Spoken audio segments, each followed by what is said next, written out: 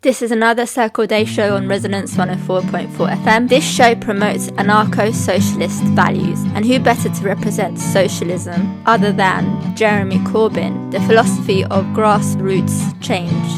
You've got a bit of an anti-establishment rebel reputation. You protested against the South African racist apartheid, which you were arrested for. Is civil disobedience, conscientious sabotage, and healthy rebellion sometimes important when we are not being heard?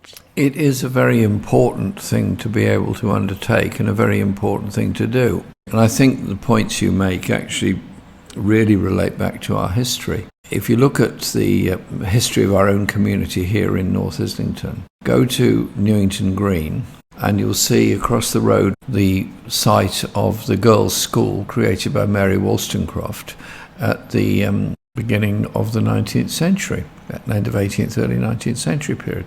She was a very famous women's writer. It's also the place where Richard Price, the minister of the church there, had the famous discussions and debates, and they were all threatened with charges of treason by the state because they were supporting the principles of the French Revolution. William Godwin also was there. So you had that crucible of what I would call socialist activism coming there. They were condemned in their own lifetime. Godwin and Mary Shelley and Percy Shelley were also part of that set, and they were all condemned for their radicalism. Yet only 10-15 years later the Great Reform Act was passed, which extended the vote a bit. Then you had 30 years later the Chartist uprising, which actually led to the basis of modern democracy in Britain, all through protest. They were all imprisoned at various times. Let's never condemn protest, because I think it's important, which is why the current issues over Palestine Action are so important.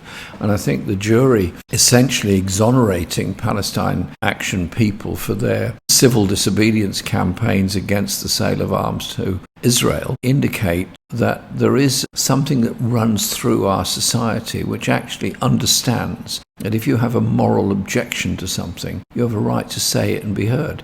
Now, those people that took action in the 18th, 19th, 20th, and now this century, didn't expect to be treated kindly by the state. They expected to suffer, and they did suffer, but they did it with their eyes open. They knew what they were doing, and they helped to pave the way for our rights in exactly the same way that Martin Luther King, Reverend Jesse Jackson, and so many others very, very bravely stood up in the civil rights movement in the 1950s and 1960s in the USA.